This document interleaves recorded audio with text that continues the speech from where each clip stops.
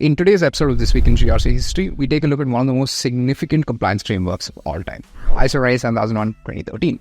That being said, this video could be about any of the three ISO 27001 frameworks we've had, since October is apparently a month of great significance and good folks on ISO. The original publication, ISO 27001, released all the way back in 2005, was launched in October. Its revision, ISO 27001:2013, was announced in October as well. The latest update to the framework and the current standard, ISO 27001:2022, also October.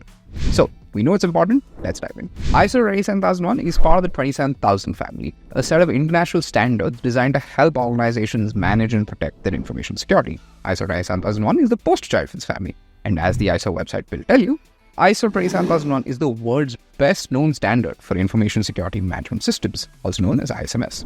Now, what is an ISMS? Most organizations have a number of information security related controls. However, without an ISMS, these controls tend to be a little disorganized and disjointed, having been implemented often as a response to some adverse effect like a hack or a breach, or simply as a matter of convention. We did it in my old company, we do it here now. ISO 27001, on the other hand, takes a much broader view of this problem.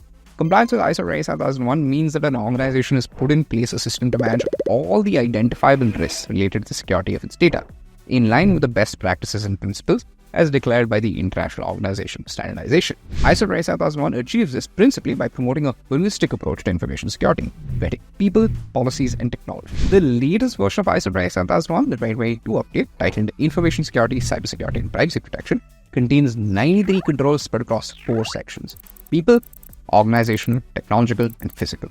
Of these 93 controls, 11 are brand new, representing new best practices that ISO believes organizations need to undertake in order to stay safe in an increasingly hostile risk environment. Some of these controls include data masking, threat intelligence, secure coding, and more. Suffice to say, this seems like a lot of effort, but is there any actual value in going through this entire process? Well, all the work companies put into getting ISO 27001 compliant does lead to real measurable gains and improvements. There are critics of compliance frameworks like ISO, of course, who suggest, reasonably I might add, that compliance does not equal cybersecurity. And that's true. But at its best, compliance is not a replacement for cybersecurity. It's a supplement. And when you put both together is when you really start seeing gains.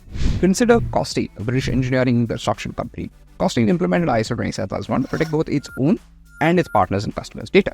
Now, was that the only change Costain made to its data security? Probably not. But the results are hard to argue. The number of security incidents at Costain decreased 72% since 2010, the year it implemented ISO 27001. So, in summary, IT security, cybersecurity, and privacy protection are vital for companies and organizations. Today, more than ever, ISO 27001 is an important cog in that machine for hundreds of thousands, if not millions of companies across the globe. And this month, the framework celebrates its birthday.